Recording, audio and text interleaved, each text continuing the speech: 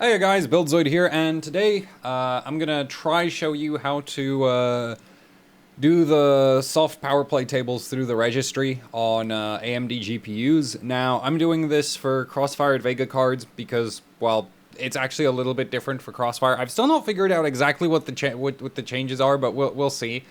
But for single card, it's really simple, and for dual card, it's not that different.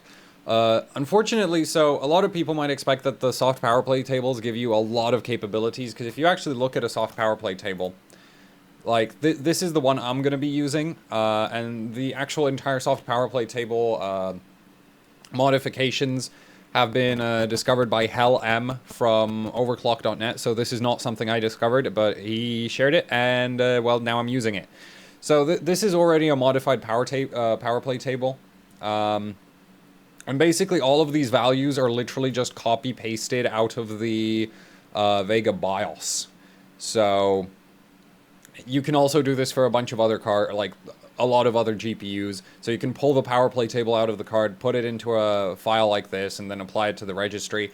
The thing is, for basically anything that isn't VEGA, this is completely and utterly pointless because you can just modify the BIOS on pretty much everything else. VEGA has, you know, the BIOS is completely protected from any modifications. So you need a BIOS signed by AMD or the card will, like, this is not even driver level BIOS enforcement. This is card level. So you put a modified BIOS onto a VEGA card, and the moment the BIOS is supposed to initialize, the card will refuse to actually start up. So the card will basically not read the BIOS at all. And so you're kind of screwed. So that's why the registry modification for VEGA is used. Now, this has a lot of values in it. You can technically set things like core clock. You can also modify core voltage through this. However, like, core voltage control through the registry is really, really wonky. It doesn't work particularly well, so I wouldn't recommend messing with that. As in, I got it working for a whole, like, 10 seconds before the modification stopped working again. So the card went, like, I modified it for, like, 1.3 volts. I got 1.3 volts for a couple seconds, then I did something, and I was stuck at back at 1.2. And after that, I couldn't figure out how to get 1.3 volts again. So really, really dodgy. In my opinion, just not worth messing with. Ultimately, if you're on an air-cooled card, you're not going to be able to cool like 1.3 volts anyway. And if you're on a water-cooled card, there's the Liquid Edition BIOS, which you can just use for the 1.25 volts on that. And I mean, VEGA probably scales past 1.25 volts, so, you know, maybe on 1.3, 1.35, the cards might hit 1800 plus megahertz, but I wouldn't really recommend it, as that would be a lot of voltage for a 14 nanometer GPU from AMD. So I really think, like, the safe limit would be around 1.25 volts, which you get on the Liquid Edition BIOS. So, yeah. Anyway, let's get right to this. So, the thing about applying these registry modifications is that you actually need to know what card you're trying to modify. Because if you've reinstalled installed drivers a bunch of times, or swapped cards in and out of the system, or, you know, have a crossfire setup, your registry is going to look something like this. If you navigate to, you're going to have to navigate to H key, local machine, system, current set, control class, this, right? And then this part, this changes depending on, like, the GPU. So right now, if we go to mine on this system, we can see we have 00, and we have 002, well, we have 002, 001, and 000. And basically, this 0001 is the active card because we have volatile settings for it right here. So if you have a single card setup, you're just going to modify whichever one has 001. Now, the great news is that the power play tables actually don't have priority for a lot of things, like the BIOS takes priority over the power play table for a lot of things.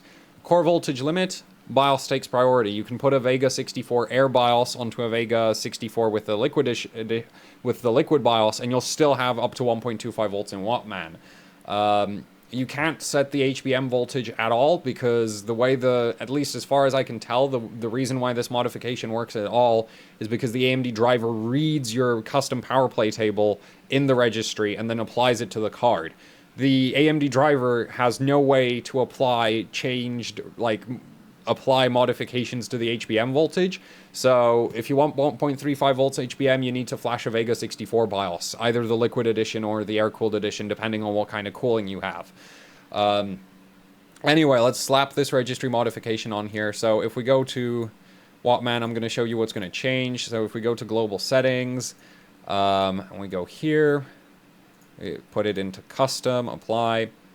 So you can see our power limit currently goes up to maximum plus 50%. That's not high enough. Of course it's not high enough. We need way more power limit. So let's do that. This registry actually sets the power limit to 150%, which is this value right here. That's your power limit. Down here, if I can find it, I wonder which card this registry is for. This should be for a VEGA 64. Okay, actually, let's take the vanilla card, vanilla registry table. So that's a 64. There. So normally, if you download one of these power play registry tables, you'll have a 32 right here instead of the 96 I have. So that's your power limit, like your power slider limit. So this goes up to 150. That goes to 50. 32 in hexadecimal is 50 in decimal. So, yeah. Now, if we open this up, we can also see down here, DC2C01. This right here is your current limit. And on a VEGA 64 Air BIOS, that's 300 amps. You can replace this with... I personally wouldn't recommend setting a value higher than 500 amps, and if you're on, and that's for like a water-cooled card. If you're on air cooling, I really wouldn't recommend going over 400, as the stock cooler, the stock cooler just sucks. Universally just sucks. If you swap out to a Morpheus, then VRM cooling is like still pretty questionable. It's nowhere near like what you'd get with a custom water block. Also, these DCs in front of that are actually your power limit, which translates to 220, which, let me quickly check that. It should translate to 220, but, because I'm doing this off of memory, but let's go. Hex, decimal, DC, yeah, it's 220. So, this is a 220 watt power limit. That's for your core only on the GPU. That's why this is so low. This is output power for your GPU core. This is 220 watts output. So basically, if you have DC 2C01 and 32 up here, that means that your maximum power limit after, you know, maxing out the slider in here, this is 330 watts GPU core power limit.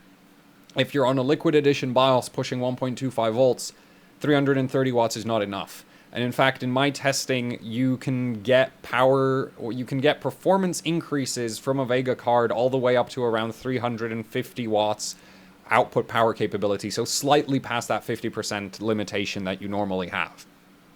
So I think it's worthwhile to set this to at least 100 or 150%. Ultimately, the card is not gonna, like, the card will use more power if you give it the allowance, because this is not a, it's a power limit, so ultimately the card will not downclock as much as it does if you have a lower power limit, but at the same time, setting 150% will not force the card to use, what would it be, 220 times, that'd be 440, 660. It will not force the card into use, actually no, it wouldn't be that, it'd be 550. It won't force the card to use 550 watt unless the card needs 550 watts. If you set a high power limit here. So anyway, let's throw this registry onto the card. So we have 001. We're just going to change this to 001. We're going to save that. Because I do have, again, power limit is going to be 96, and the current limit is, well, whatever that means, 0190. I think that's set to 400 amps right now, but we'll see. Well, actually, we won't see. 190. Let me just get the conversion for that. Yeah, it's set to 400. So now we're just going to apply that. Yes. Okay. And the cool thing is you can actually slap, like I said it earlier, you can literally slap these registries onto any card because they really don't have that much power. It's only really, well, power. They don't really give you that many capabilities, so they don't really have negative impacts. You can actually take a Frontier Edition registry and slap it on an RX card, but from my experimenting with that, that actually decreases your performance in applications. So actually, if you have a Frontier Edition card, it's worthwhile slapping a RX power play table onto it to get better performance, slightly better performance, because the RX cards seem to have a slightly more aggressive power play. Well, the power play algorithm seems to be a bit more aggressive in terms of actually running full speed. So now if we go into our 001 here, we can see that it's created an entry right here, PPPHM soft power play table. And you will notice that there's our 96. So this actually applied. So right now, if we go into Radeon settings, we're not actually going to see the increased power limit, as this still goes up to 50. We need to restart the system, or we can just restart the driver using custom resolution utility, which comes with a restart 64, because we're on a 64-bit OS. So that just restarted the driver for us. And at this point, yeah, okay. So that did just restart the driver for us. If we go into our Radeon settings now, we can scroll down here and bam, wait. Which card did it apply to? This is going to be fun. Yeah, on Crossfire setups, this is a bit... Ah, it applied to this one. Cool. So it applied to one of them. Now let's apply it to the other one. So what I'm going to do now is we currently only have one card that has the volatile settings. I assume 00 is the other card. But the thing about Crossfire that I've noticed right now on VEGA, at least on the 17.10.1 driver, is that the ultra-low power state seems to be a bit broken. Now, ultra-low power state is actually really cool if you care about your idle power consumption, but if you care about your benchmark scores, you're just going to set that to 0, because it's completely and, like, utterly broken. And this is why I have the webcam here. You can see that this card has a green... Where is it? Where's my finger? You can sort of see that that green LED is glowing over there. That's indicating that this card is currently in 0, basically ultra-low power state. The card is effectively not running. And we can see this in GPU-Z, ULPS active. If we go to the sensors, the card is turned off. If we go to the sensors for card 1, we can see that that one's actually running. So if we enable ULPS to 0, it should, in theory, and I'll actually do it for both of them because I'm not sure if it'll work or not. Enable, modify, set both of them to 0, because that is basically just a true or false. And now if we close that, and do the driver restart again, gonna notice that the card now has a red LED, which indicates that it is out of ultra-low power state, and it is now running permanently. We're gonna close that, and now if we go into GPU-Z, you can see we have sensor readings for both cards. So that card and that card they're both running, and we can see that ULPS is no longer active. And this, like, I had to do this before getting 3D Mark to actually run Crossfire properly. Before disabling ULPS, it was basically scoring like it was really weird. It was almost like the card was actually turning on, but it wasn't running properly. So it was slightly higher. Like if I disabled Crossfire, my score went down. If I enabled Crossfire, the score would go up by like 5%.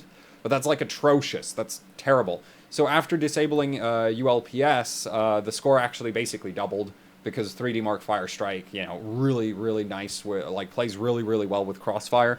So yeah, ULPS is currently kind of buggy. If you're seeing weird performance in benchmarks, you'll just want to disable ULPS. Ultimately, VEGA idles on like 20 watts-ish of power, so your idle power draw goes up by 20 if you disable ULPS for your second card. So I really don't see such a massive loss in that. Anyway, let's get power play capability. Well, let's get that power play table into the other card, which at this point... Okay, we still don't have extra volatile settings. we'll just slap the power play table onto card 0. Eventually I'll hit it. Because this is really low, this is relatively low risk. So we'll just slap the power play table again, yes. Hopefully this time it gets the other card, so we'll have both of them on ultra low, well, on the 150% power limit. So we'll restart the driver one more time. And exit, and if we go into Radeon settings now, both cards should go up to 150%, or I'm an idiot. Ah, there we go. That one goes to 150. This one goes to 150. Everything is perfect. So, yeah, basically, if you have a whole bunch of different registries, like registry entries for your cards, because this is not the most I've had. 00001 and 002 is by far not the largest amount of different registry entries I've had. The largest one I've had, I think, was like, I think I had like 6 different entries. At which point, again, it's just like if the card's not, if it's not an active card in the system, slapping the power play table onto it won't really do anything because it's not like that entry in the registry isn't currently being used anyway. So yeah, you can literally just, like, if you have a whole bunch of entries, just go through all of them. And you'll be fine. And you'll eventually get all of your cards. And you'll have the full power slider on. So yeah, that's pretty cool. And I'm actually impressed with AMD's, like, I've actually started using Wattman now. Which is kind of surprising, because I've always thought this utility was complete and utter trash. But between the fact that I can set minimum states and that kind of thing, as well as the fact that it actually supports, like, card-specific overclocking, like, we can set different clock speeds for both GPUs. There's no issues with that. As you can clearly see, one of these cards is on the liquid BIOS and the other one is on the air BIOS. So they actually have completely different limits. Like, this one actually maxes out to 1200. So if we set 1250, you can see that's not working. If we go to the liquid BIOS card, we can set 1250. And this is the thing I was talking about with the registry not taking complete priority is, yeah, the BIOS for this card is the Liquid Edition, so I can still set that 1250 voltage limit, even though we're using the Air BIOS, like we're using the registry table for the Air card, the power play table for the Air card, because the power play table really doesn't have that much control. You can kind of set clocks through it, you can kind of set voltage through it.